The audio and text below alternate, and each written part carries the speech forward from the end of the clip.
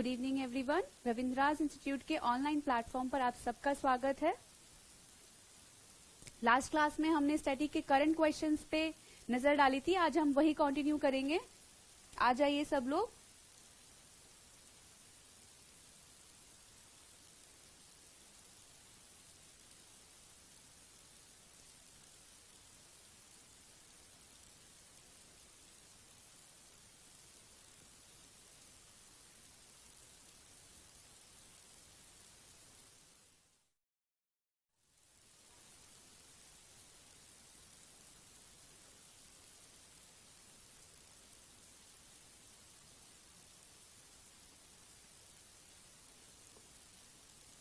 हमारा Telegram channel join करने के लिए रविंद्रास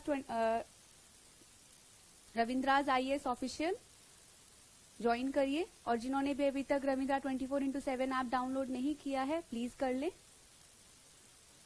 जो भी लोग मुझे फेसबुक पर लाइव देख रहे हैं उनसे रिक्वेस्ट है कि लिंक में यूट्यूब का लिंक है डिस्क्रिप्शन बॉक्स में, वहां जाइए, वहां मुझे ज्वाइन करिए, मैं वहां पर आपके कमेंट्स पढ़ सकती हूँ। चलिए शुरू करते हैं आज के हमारे पहले क्वेश्चन से। संविधान सभा के जनक और संविधान निर्माता कौन थे? राजेंद्र प्रसाद, KM मुंशी, डॉक्टर भीमराव अंबेडकर, वल्लभ भाई Patel.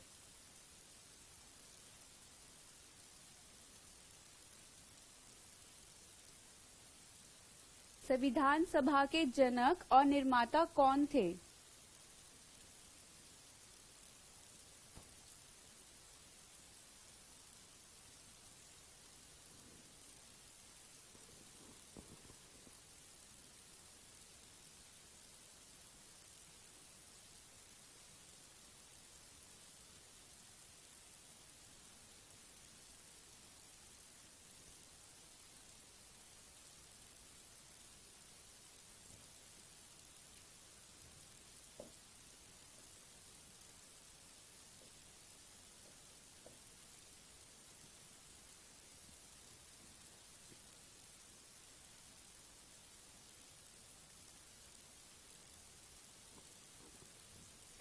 Yes, good evening everyone, good evening. Option C, yes, जैसे कि हम सब लोग जानते हैं कि डॉक्टर भीमराव अंबेडकर को संविधान सभा के जनक और निर्माता कहा जाता है क्योंकि वे ड्राफ्टिंग कमेटी के अध्यक्ष थे।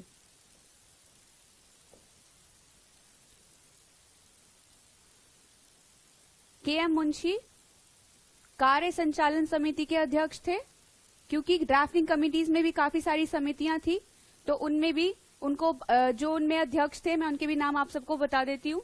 KM मुंशी कार्य संचालन समिति के अध्यक्ष थे। राजेंद्र प्रसाद राष्ट्रीय ध्वज संबंधी तदर्थ समिति, प्रक्रिया विषयक नियमित संबंधी समिति, संचालन समिति, वित्त एवं स्टाफ समिति के अध्यक्ष थे। वल्लभ भाई पटेल मौलिक अधिकार, अल्पसंख्यक एवं जनजातीय और अपवर्जित क्षेत्रों संबंधी सलाहकार समिति के अध्यक्ष थे। नेक्स्ट क्वेश्चन, पाइथन क्या है? ऑप्शन ए programming language, JavaScript, object oriented programming और C++।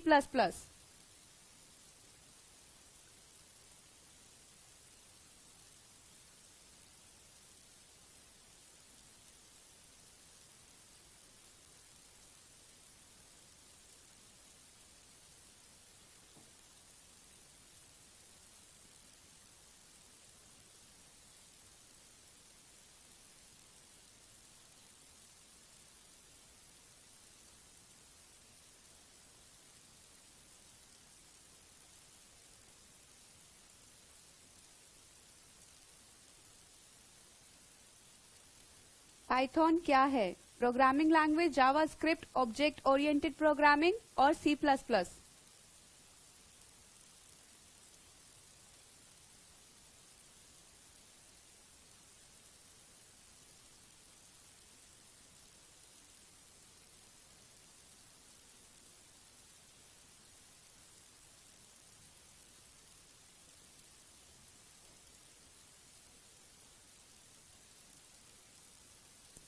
Okay, Lokendra, I will try.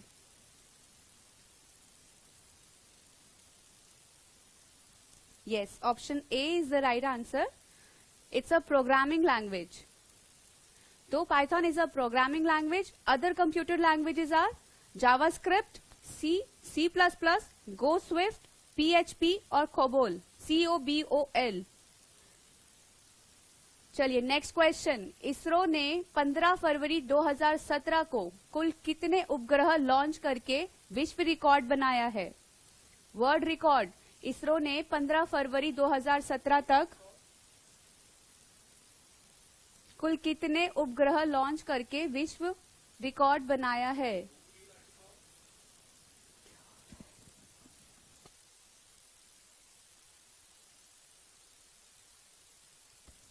Hundred, 104, 102 और 90.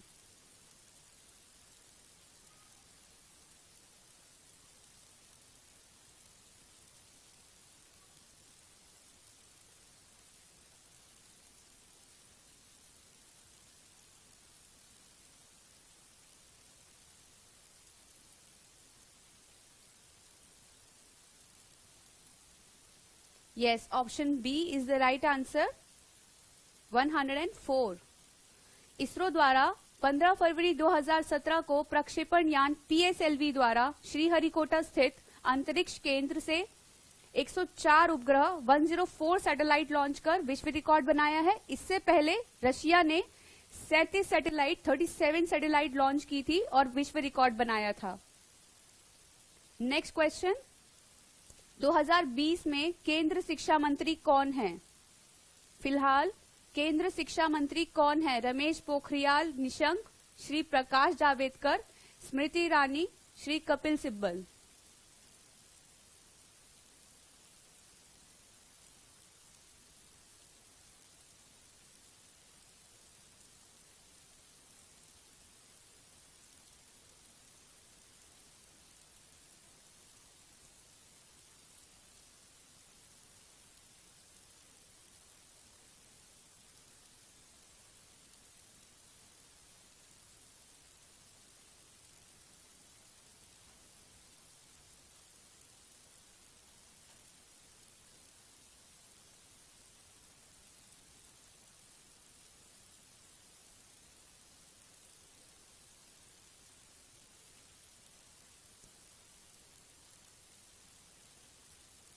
Yes, Veronica Lokendra. Yes, right answer. Option A. Ramesh Pokhriyal Nishank. तो रमेश पोखरियाल निशंक 2020 शिक्षा मंत्री हैं. ध्यान में रखने वाली बात यह है कि नई शिक्षा नीति के अनुसार मानव संसाधन विकास मंत्री HRD मंत्रालय का नाम बदलकर शिक्षा मंत्रालय कर दिया गया है. ठीक है. Next question. 2020 विश्व पर्यावरण दिवस की मेजबानी किसने की? Option A China, option B Bharat, option C Colombia, option D France. विश्व पर्यावरण दिवस की मेजबानी 2020 की किसने की? चाइना, भारत, कोलंबिया या फ्रांस?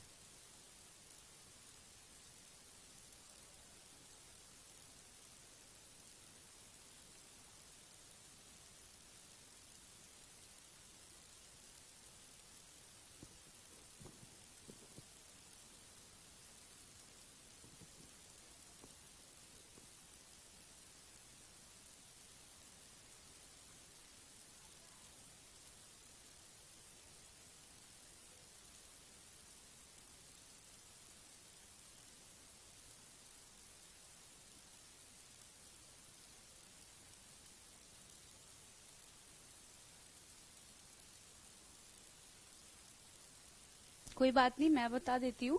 ऑप्शन सी कोलंबिया ने की थी. चाइना ने 2019 में इसकी मेजबानी की थी. तो कोलंबिया ने विश्व पर्यावरण दिवस जो 5 जून को हर वर्ष मनाया जाता है 2020 की मेजबानी की. 2019 में चाइना इसका मेजबान देश था. विश्व पर्यावरण दिवस 5 जून को मनाया जाता है. वर्ष 1974 में पहली बार विश्व पर्यावरण दिवस मनाया गया था. तो सबसे पहले कब मनाया गया था? 1974 में.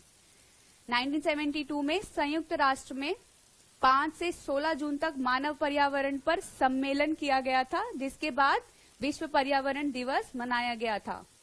74 में पहली बार मनाया गया था। इससे पहले 2019 में मेजबान था चाइना, 2020 में मेजबानी की थी कोलंबिया ने। ठीक है, नेक्स्ट क्वेश्चन।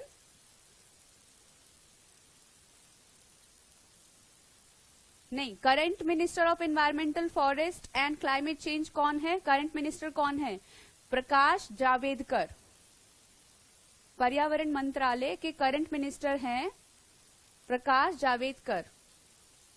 और पर्यावरण संरक्षण अधिनियम 19 नवंबर 1986 से पर्यावरण संरक्षण अधिनियम लागू हुआ था। कब? 19 नवंबर 1986 से पर्यावरण संरक्षण अधिनियम लागू किया गया था। ठीक है,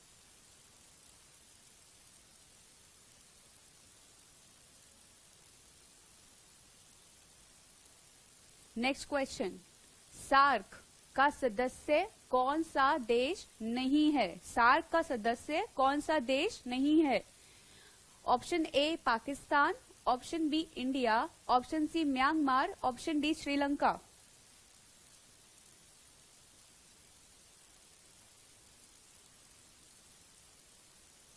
सार्क का सदस्य कौन सा देश नहीं है? पाकिस्तान नहीं है, इंडिया नहीं है, म्यांमार नहीं है या श्रीलंका नहीं है?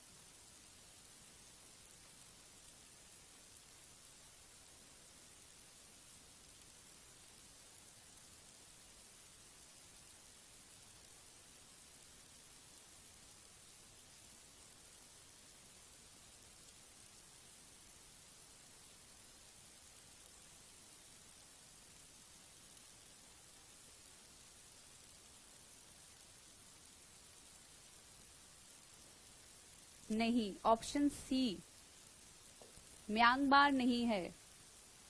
चलिए सबसे पहले देखते हैं सार्क की फुल फॉर्म क्या है। सार्क की फुल फॉर्म है South Asian Association for Regional Corporation, SAARC. ठीक है, South Asian Association for Regional Corporation. इसका मुख्यालय कहाँ पर है? काठमांडू, नेपाल में। इसकी स्थापना 8 दिसंबर 1985 ढाका में हुई। इसके वर्तमान महासचिव एसला रुआन विराकून। ठीक है, इसके वर्तमान महासचिव कौन है? सेक्रेटरी जनरल कौन है? एसला रुआन विराकून। 19वां शिखर सम्मेलन 2016 इस्लामाबाद पाकिस्तान में रद्द हो गया था। इसके कुल 8 सदस्य देश हैं।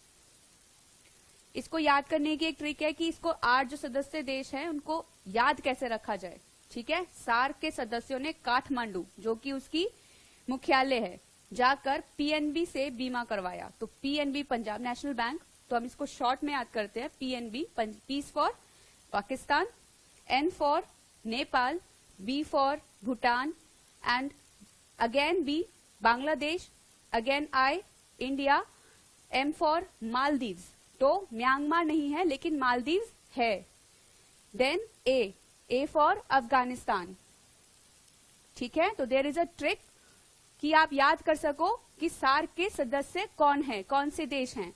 तो याद करने का ट्रिक है, सार्क के सदस्यों ने काठमांडू जाकर पीएनबी से बीमा करवाया। तो पीएनबी पाकिस्तान, नेपाल, भूटान, बीमा बांग्लादेश, इंडिया, मालदीव्स और अफगानिस्तान। ठीक है, नेक्स्ट क्वेश्चन की तरफ चलते हैं। ब्रिक्स का सदस्य कौन नहीं है? ब्रिक्स का सदस्य कौन नहीं है? इंडिया, रशिया, चाइना और स्विट्जरलैंड।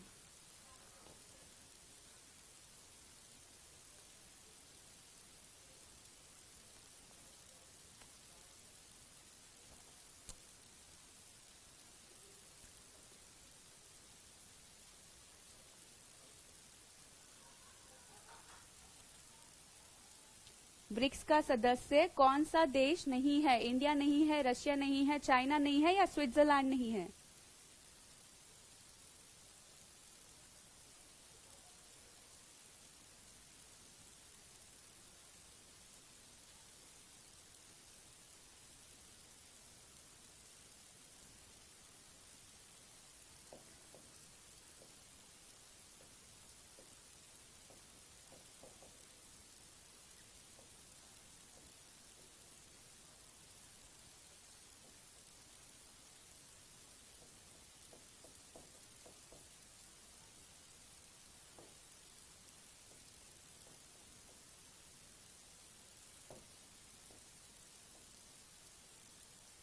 तो ऑप्शन डी, स्विट्जरलैंड नहीं है, साउथ अफ्रीका है।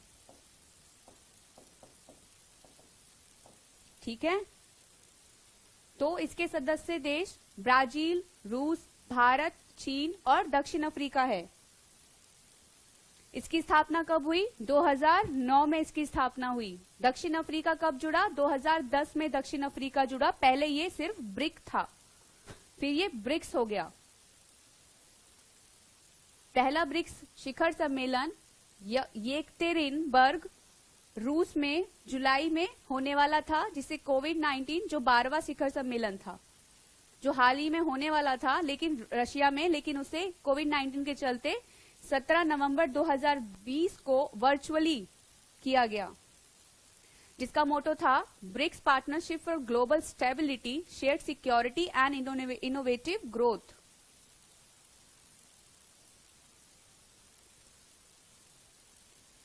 कौन कौन हैं इसके सदस्य? South Africa, Brazil, Russia, India और चाइना।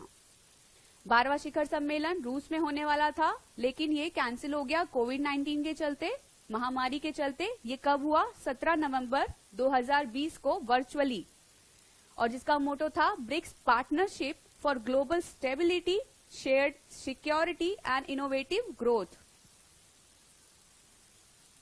इसका सदस्य साउथ अफ्रीका है, स्विट्जरलैंड नहीं है। ठीक है, नेक्स्ट क्वेश्चन, आसियान का सदस्य देश कौन नहीं है?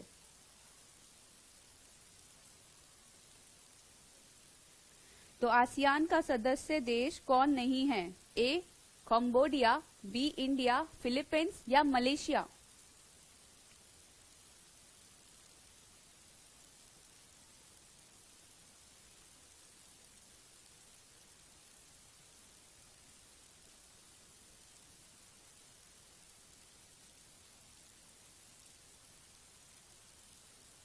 आसियान का सदस्य देश कौन नहीं है? कंबोडिया, इंडिया, फिलीपींस और मलेशिया।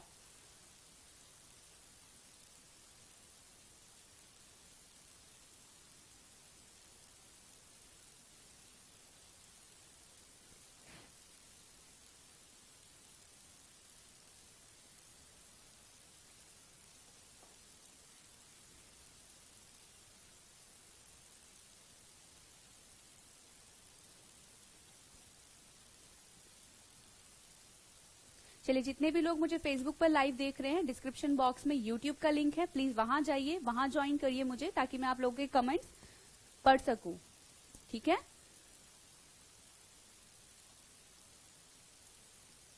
चलते हैं इसके आंसर की तरफ। तो भारत, इसका राइट आंसर है भारत। इंडिया आसियान का सदस्य देश नहीं है। ठीक है, India is not a member of ASEAN countries. इसका मुख्यालय कहाँ है? जकार्ता, इंडोनेशिया में। इसकी स्थापना 8 अगस्त 1967, ठीक है, को थाईलैंड की राजधानी बैंकॉक में हुई। तो कब हुई? 1967। कहाँ हुई? बैंकॉक, थाईलैंड की राजधानी बैंकॉक में हुई। इसके महासचिव या सेक्रेटरी जनरल लिम जॉक होई हैं। इसका मोटो या आदर्श वाक्य one vision, one identity and one community है। ठीक है, इसका मोटो है वन विजन, वन आइडेंटिटी और वन कम्युनिटी। इसकी पहली बैठक कब हुई? 1976 में। इसकी स्थापना हुई 1967 में, इसकी पहली बैठक हुई 1976 में। उल्टा कर दीजिएगा, याद रहेगा। जिसका एजेंडा शांति और सहयोग था। ठीक है, तो पीस और कोऑर्डिनेशन इसका एजेंडा था। इसके कुल सदस्य देश 10 हैं। इसके संस्थापक सदस्य देश में शामिल है थाईलैंड, इंडोनेशिया, मलेशिया, फिलीपींस और सिंगापुर। इसको याद करने की, इसके सदस्य देशों को याद करने की ट्रिक है, आसियान के सीएम का सिम और बीपीएल टीवी खो गया। ठीक है, तो आसियान के सीएम का सिम और बीपीएल टीवी खो गया। देख लेते हैं।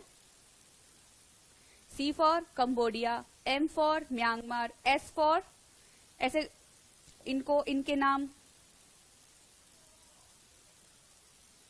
C for Cambodia, M for Myanmar, S for Singapore, I for Indonesia, M for Malaysia, B for Brunei, P for Philippines और L for Laos, T for Thailand and V for Vietnam. ठीक है, तो ASEAN के CM का SIM और BPL TV खो गया। It's a trick, ताकि हम लोगों को याद रहे कि इसके सदस्य देश कौन कौन है। तो इसके सदस्य देश पूरे इसमें देख लीजिए आप कौन है। ठीक है, C for Cambodia, M for Maldives, M for Malaysia, S for Singapore, I for Indonesia, M for Myanmar, B for Brunei, P for Philippines, L for Laos and T for Thailand and V for Vietnam. ठीक है, चलते हैं next question की तरफ। तो अगर आप लोग किसी भी कॉम्पिटिटिव एग्जाम्स की तैयारी कर रहे हैं, चाहे वो यूपीएससी हो, पीसीएस हो, या फिर आप बेसिक से शुरू करने के लिए एनसीईआरटी की क्लास लेना चाहते हैं, या लॉ, जुडिशरी, टीचर्स एग्जाम से रिलेटेड कुछ भी, तो आप इस नंबर पे कॉल करके बात कर सकते हैं। इस नंबर से पे कॉल करके, ठीक है, कांटेक्ट कर सकते हैं। और रविंद्रास 24/7 लर्निंग ऐप डाउनलोड कर लीजिए। हमारा आप टेलीग्राम चैनल भी ज्वाइन कर सकते हैं, रविंद्रास आईएएस ऑफिशियल्स। चलते हैं नेक्स्ट क्वेश्चन की तरफ। तो 2016 में हुए विमुद्रीकरण, डीमोनेटाइजेशन के वक्त आरबीआई के गवर्नर कौन थे? तो डीमोनेटाइजेशन एक ऐसी चीज है जिसे कोई भी नहीं भूल पाया होगा या नहीं भूला सकता। तो 2016 में हुए ये डीमोनेटाइजेशन के वक्त आरबीआई के गवर्नर कौन थे? शक्तिकांत दास, रघुराम राजन, उर्जित पटेल या गीता गोपीनाथ?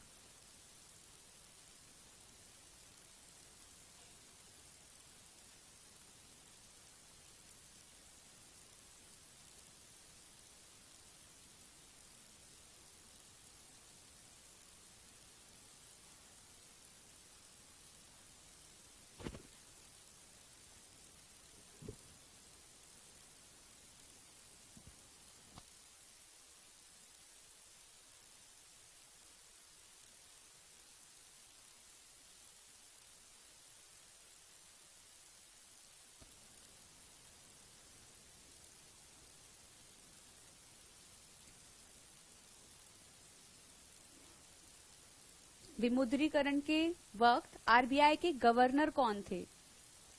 शक्तिकांत दास, रघुराम राजन, उर्जित पटेल या Geeta Gopinath? Yes Lokendra, you are right, Urjit Patel is the right answer. ठीक है, तो आरबीआई के गवर्नर, डीमोनेटाइजेशन के समय आरबीआई के गवर्नर थे उर्जित पटेल। 8 नवंबर 2016 ये वो तारीख है जिस दिन डीमोनेटाइजेशन किया गया। इस समय आरबीआई के गवर्नर उर्जित पटेल, जिनका टेन्योर था 4 नवंबर 2016 से 11 दिसंबर 2018। वर्तमान में आरबीआई के गवर्नर कौन है? शक्तिकांत दास। तो अगर पूछा जाए कि 2021 या वर्तमान में आरबीआई के गवर्नर, तो शक्तिकांत दास। ठीक है, अगर डीमोनेटाइजेशन की समय पूछा जाए तो उर्जित पटेल, और उर्जित पटेल से पहले थे Raghuram Rajan. Gita Gopinath, it's a trending word, तो गीता गोपीनाथ हैं इंटरनेशनल मॉनेटरी फंड आईएमएफ के चीफ इकोनॉमिस्ट हैं गीता गोपीनाथ। तो Reserve Bank of India Act 1934 के तहत आरबीआई की स्थापना कब हुई? 1 अप्रैल 1935 में। 1934 में reserve Bank of India act आया। उसके बाद रिजर्व बैंक ऑफ इंडिया की स्थापना हुई 1 अप्रैल 1935 को। इसके पहले गवर्नर ऑसबॉर्न स्मिथ थे। तो पहले गवर्नर का नाम भी आ गया है। पहले गवर्नर कौन थे? Osborne Smith. कब बना? 1935 में, अप्रैल फूल वाले दिन। याद रखने का तरीका, तो 1 अप्रैल 1935 को आरबीआई की स्थापना की गई। इसके पहले गवर्नर थे ऑसबॉर्न स्मिथ। इसका राष्ट्रीयकरण 1 जनवरी 1949 को हुआ। 1 जनवरी 1949 को किया गया। इसके 4 डिप्टी गवर्नर हैं। फिलहाल में इसके 4 डिप्टी गवर्नर भी हैं। तो बीपी कानूनगो, एम के जैन, एमडी पात्रा और एम राजेश्वर राव। तो डिप्टी गवर्नर कौन है? 4 डिप्टी गवर्नर हैं, बीपी कानूनगो, एम के जैन, एमडी पात्रा और एम राजेश्वर राव। ठीक है। नेक्स्ट क्वेश्चन, गीत गोविंद के रचयिता कौन है? गीत गोविंद के रचयिता कौन है? ए वेद व्यास, बी वाल्मीकि, सी जयदेव या डी पतंजलि।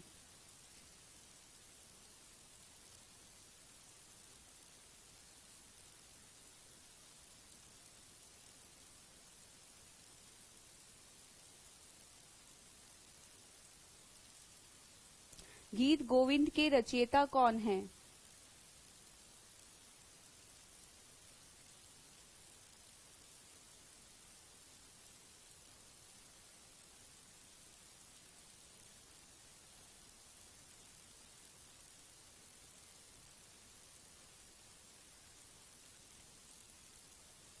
तो ऑप्शन ए वेद व्यास हैं, वाल्मीकि हैं, जयदेव हैं या पतंजलि हैं। गीत गोविंद के रचयिता कौन है?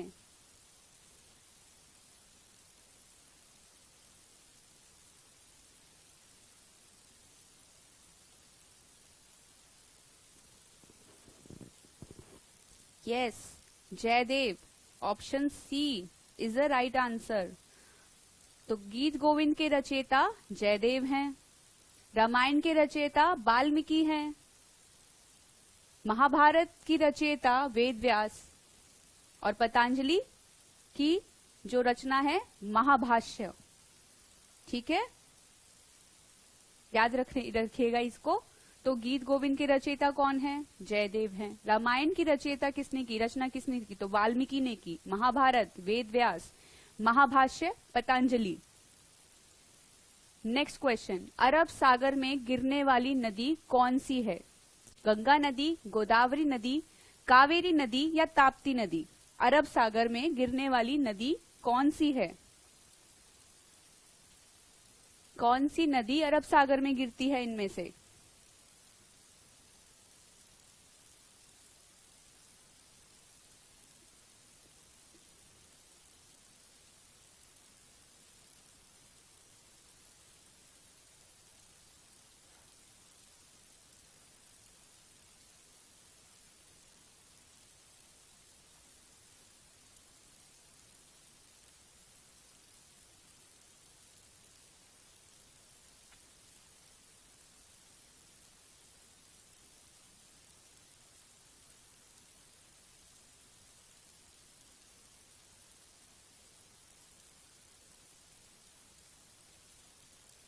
Yes, option D.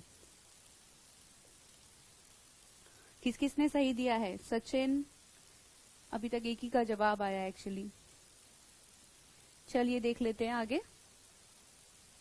इसके अरब सागर में गिरने वाली नदियां हैं, कौन कौन सी नदियां अरब सागर में गिरती हैं? तो लूनी नदी, साबरमती नदी, माही नदी, नर्मदा नदी, गंगावैली नदी, पेरियार नदी, भारत पूजा नदी, ताप्ती नदी, मांडवी नदी, जुवारी नदी, शरावती नदी, जाखम और जवाई। ये सब वो नदियां हैं जो अरब सागर में गिरती हैं। और गंगा नदी, गोदावरी नदी, कावेरी नदी ये गिरती हैं बंगाल की खाड़ी में। ठीक है, तो ये नदियां वो हैं जो बंगाल की खाड़ी में गिरती है। और ताप्ती नदी गिरती है अरब सागर में। अरब सागर में गिरने वाली नदियों के आपके यहाँ पर नाम मैंने लिख दिए हैं। नेक्स्ट क्वेश्चन, संसद, लोकसभा और राज्यसभा की संयुक्त बैठक की अध्यक्षता कौन करता है? तो हम ये क्वेश्चन बहुत बार पॉलिटी में कवर कर चुके हैं। जो भी लोग मेरे को शुरू से फॉलो करें उनको शायद इसका जवाब पता होगा। राज्यसभा अध्यक्ष, लोकसभा अध्यक्ष, राष्ट्रपति या प्रधानमंत्री?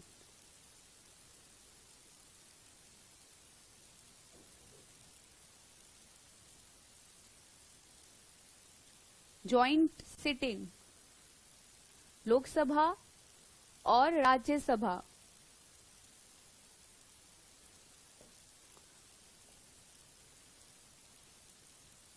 संसद इन्हीं से मिलकर बनता है। लोकसभा और राज्यसभा की संयुक्त बैठक की अध्यक्षता कौन करता है? राज्यसभा अध्यक्ष अध्यक्षता, लोकसभा अध्यक्ष, राष्ट्रपति या प्रधानमंत्री? क्वेश्चन ये नहीं पूछ रहा है कि कौन बुलाता है, क्वेश्चन ये पूछ रहा है कि अध्यक्षता कौन करता है।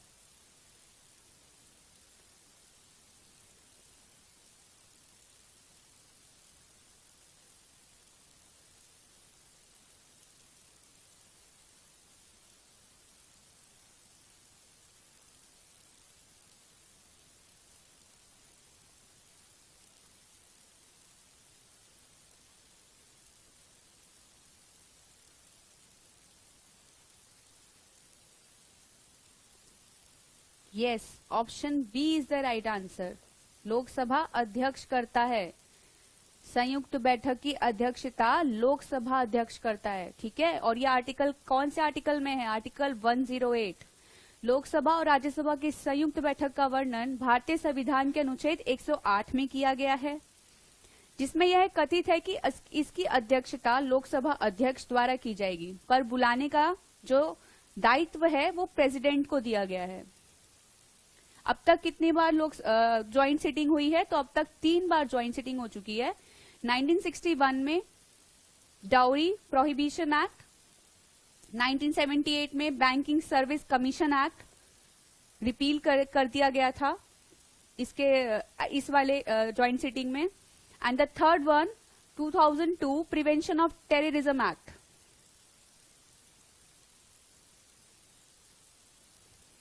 ठीक है, तो अब तक 3 बार हुई है ज्वाइंट सिटिंग। ये क्वेश्चन बहुत बार पूछा जाता है। कब कब? 1961, 1978 और 2002 में। कौन से आर्टिकल में है? आर्टिकल 108। कौन करता है अध्यक्षता? लोकसभा अध्यक्ष। चलिए नेक्स्ट क्वेश्चन की तरफ चलते हैं। समग्र शिक्षा अभियान किन कक्षाओं के लिए है? तो समग्र शिक्षा अभियान चलाया गया था, तो ये कौन सी कक्षाओं के लिए है? 6th क्लास तक के लिए है, 9th क्लास तक के लिए है, 12वीं क्लास तक के लिए है, या सिर्फ प्राइमरी तक के लिए है?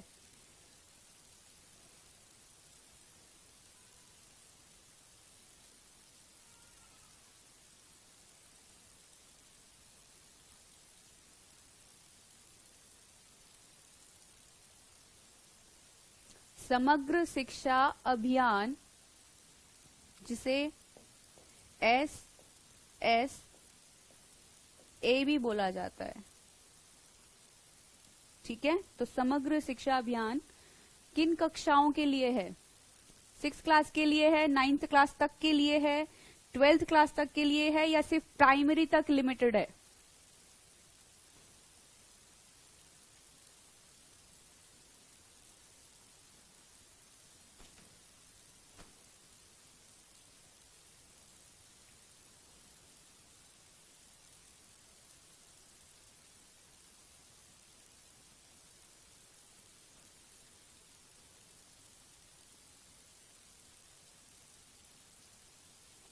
जी नहीं, ये 12th क्लास तक के लिए है। ठीक है, तो प्री जो है प्राइमरी से लेकर कक्षा 12वीं तक की स्कूलिंग शिक्षा की गुणवत्ता में सुधार करने का एक कार्यक्रम है। ये क्या है?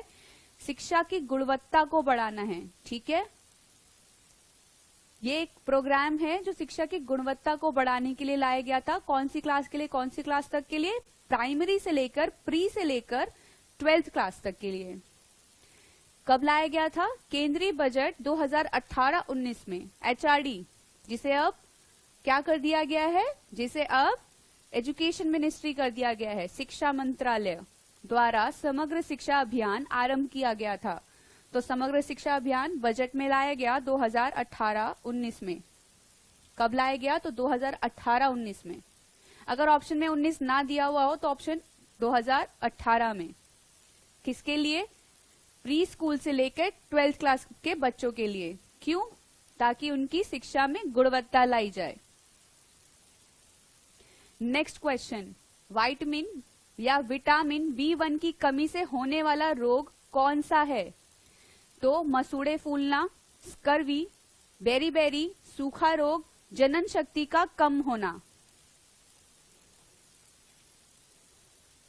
तो विटामिन B1 की कमी से होने वाला रोग कौन सा है? मसूड़े फूलना, स्कर्वी, बेरी, सूखा रोग, जनन शक्ति का कम होना।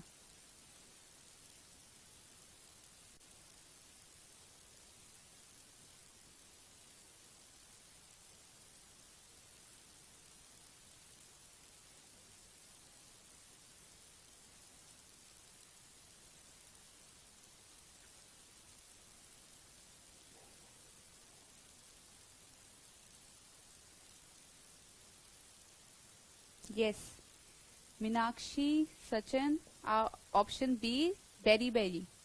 तो विटामिन B1 से होने वाली कमी के होने वाले रोग कौन सा है? बेरी। बाकी भी देख लेते हैं। विटामिन B1 की कमी से होने वाला रोग बेरी है। विटामिन C स्कर्वी, तो मसूड़े फूलना क्यों होता है? विटामिन C की कमी से होता है। विटामिन D सूखा रोग, ठीक है। विटामिन E जनन शक्ति का कम होना। विटामिन E की कमी से जनन शक्ति कम होती है। नेक्स्ट क्वेश्चन, 2019 में भारतीय हिमालय ट्रैकिंग के लिए कितनी चोटियां खोली गई हैं? तो हिमालय ट्रैकिंग के लिए कितनी चोटियां खोली गई है? 190, 127, 137 या 110? 2019 में भारतीय हिमालय ट्रैकिंग के लिए कितनी चोटियां खोली गई हैं?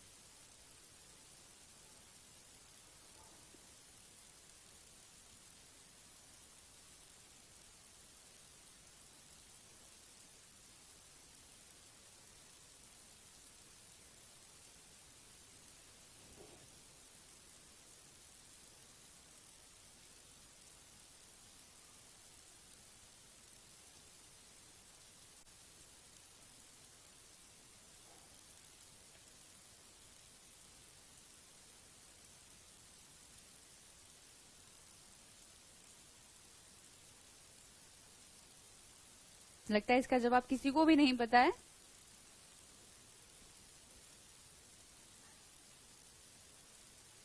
मैं बता देती हूँ, ऑप्शन सी 137 चोटियां खोली गई हैं।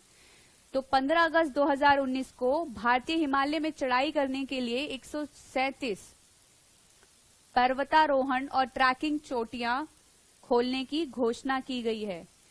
कब? 15 अगस्त 2019 को। कितनी? 137, 137।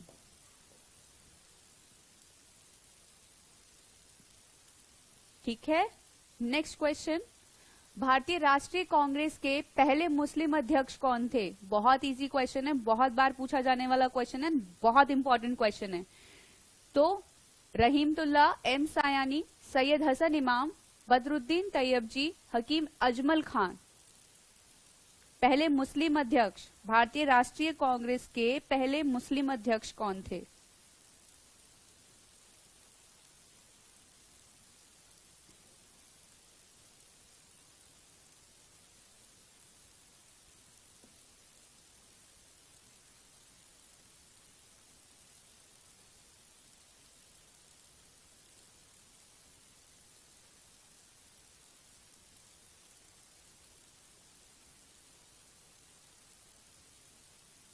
लगभग सबका जवाब सही है। Lokendra, Meenakshi, Sachin, yes, option C is the right answer.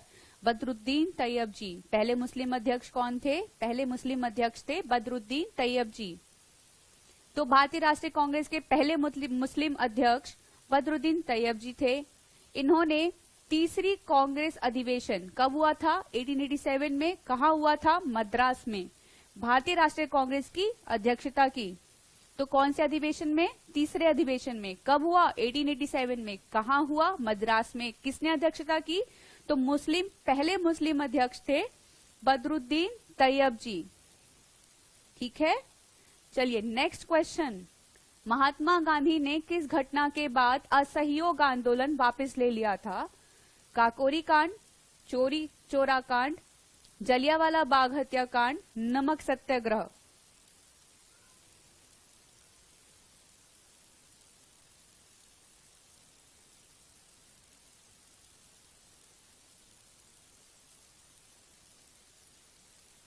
Mahatma Gandhi ने किस घटना के बाद असहयोग आंदोलन वापस ले लिया था?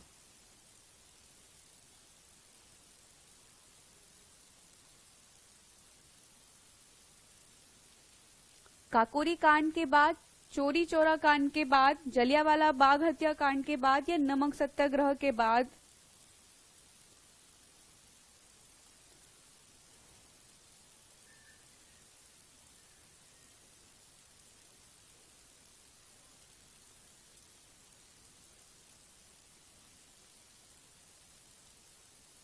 Yes, option B is the right answer. तो चोरी चोरा कांड के बाद महात्मा गांधी ने असहयोग आंदोलन वापस ले लिया था। तो चोरी चोरा कांड कब हुआ था? 4 फरवरी 1922। कहाँ हुआ था? गोरखपुर जिले के चोरी चोरा नामक स्थान पर। क्यों हुआ था? पुलिस ने जबरन एक जुलूस को रोकना चाहा। इसके फलस्वरूप जनता ने क्रोध में आकर थाने में आग लगा दी थी। क्यों हुआ था? चोरी चोरा कांड क्या था? तो पुलिस ने जबरन एक जुलूस रोकना चाहा था। जनता ने क्रोध में आकर एक थाने में आग लगा दी थी, जिसके चलते 4 फरवरी 1922 को चोरी चोरा कांड हुआ। ठीक है, जिसमें एक थानेदार की और 21 सिपाहियों की मृत्यु हो गई थी। एक थानेदार की मौत हुई थी और 21 सिपाहियों की। इस घटना से गांधी जी स्तब्ध रह गए थे। 12 फरवरी 1922 को बारदोली में हुए कांग्रेस की बैठक में असहयोग आंदोलन को समाप्त करने का निर्णय लिया गया। तो 12 फरवरी 1922 को ही असहयोग आंदोलन समाप्त हो गया था। ये डेट भी याद रखिएगा, कब समाप्त हुआ था? असहयोग आंदोलन 12 फरवरी 1922 को समाप्त हुआ था। क्यों? 1922 की चोरी चोरा कांड। ठीक है, नेक्स्ट क्वेश्चन। असहयोग आंदोलन की शुरुआत कब हुई थी? खत्म कब हुआ था? ये तो मैंने आप लोगों को अभी बताया। शुरू कब हुआ था? ये आप लोग मुझे बताइए। तो 15 जनवरी 1920 को शुरू हुआ था, या 5 सितंबर 1920 को शुरू हुआ था, 12 फरवरी 1920 को शुरू हुआ था, 14 सितंबर 1920 को शुरू हुआ था? तो कब शुरू हुआ था असहयोग आंदोलन?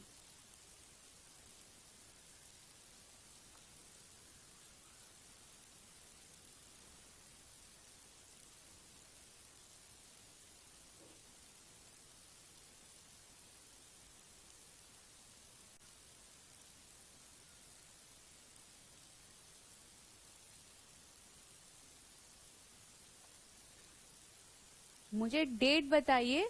ईयर तो मैंने यहाँ पे लिखा ही हुआ है, तो सारे सेम है। मुझे डेट 15 जनवरी को हुआ था, 5 सितंबर को हुआ था, 12 फरवरी को हुआ था, या 14 सितंबर को हुआ था?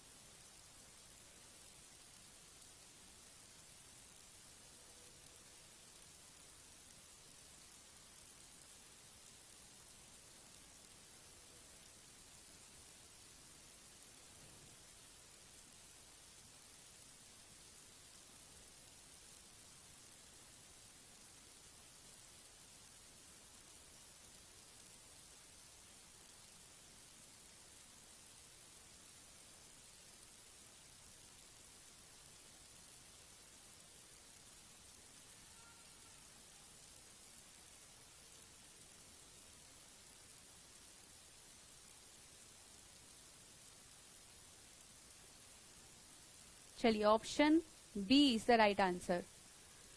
असहयोग आंदोलन का प्रस्ताव कांग्रेस के कोलकाता अधिवेशन में 4 सितंबर 1920 को पारित हुआ था और 5 सितंबर 1920 को असहयोग आंदोलन शुरू किया गया था।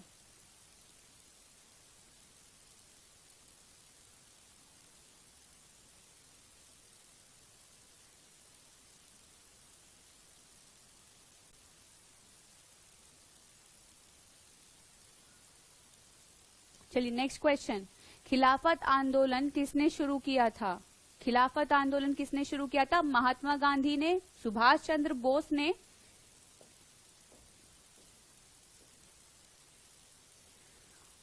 मोहम्मद अली और शौकत अली ने, लाला लाजपत राय ने?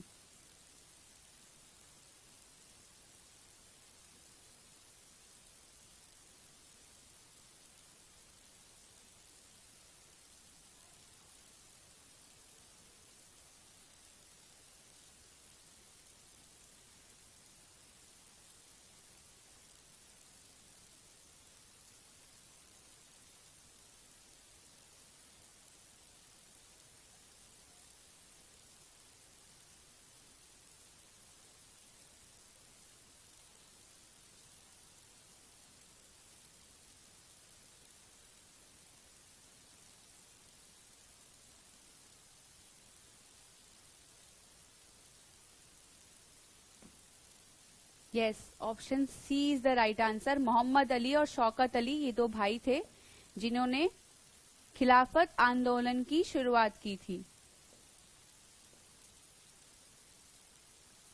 तो मोहम्मद अली और शौकत अली बंधुओं ने, भाई थे ये दोनों, मार्च 1919 में खिलाफत आंदोलन की शुरुआत की। सितंबर 1920 में कांग्रेस के कलकत्ता अधिवेशन में महात्मा गांधी ने इसका समर्थन किया।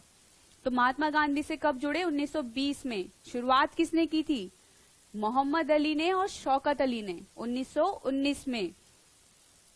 Next question. जीवन का सबसे व्यस्तम समुद्री मार्ग कौन सा है? सबसे बिजिएस्ट शिपिंग लेन कौन सा है? Strait of Malacca, the English Channel, Panama canal और स्विस कैनाल?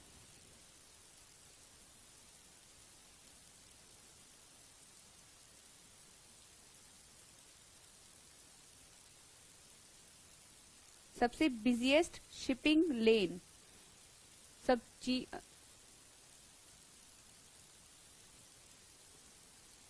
सॉरी यहाँ पे जीवन नहीं है, यहाँ पे विश्व है। विश्व का सबसे व्यस्तम समुद्री मार्ग कौन सा है? शिपिंग लेन विश्व का, वर्ल्ड का सबसे बिजिएस्ट शिपिंग मार्ग, शिपिंग लेन कौन सा है? Strait of Malacca, the English Channel, Panama Canal, Swiss canal?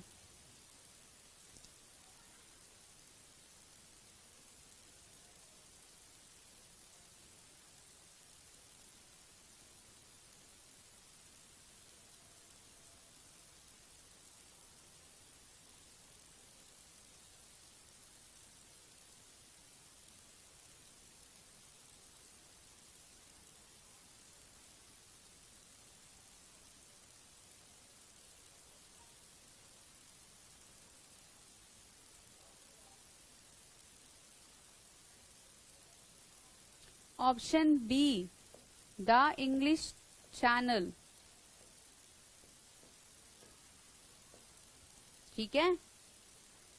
कौन सा? अटलांटिक ओशियन, अटलांटिक महासागर, English Channel, known as the busiest shipping lane in the world.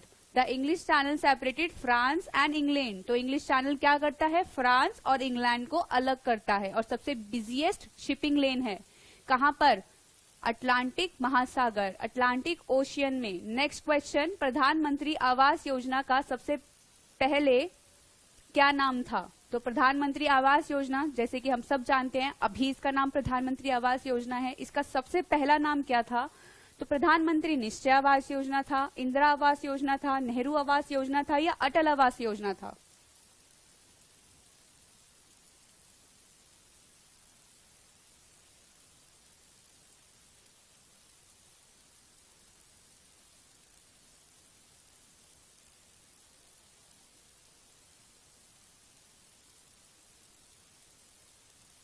प्रधानमंत्री आवास योजना का सबसे पहला नाम क्या था?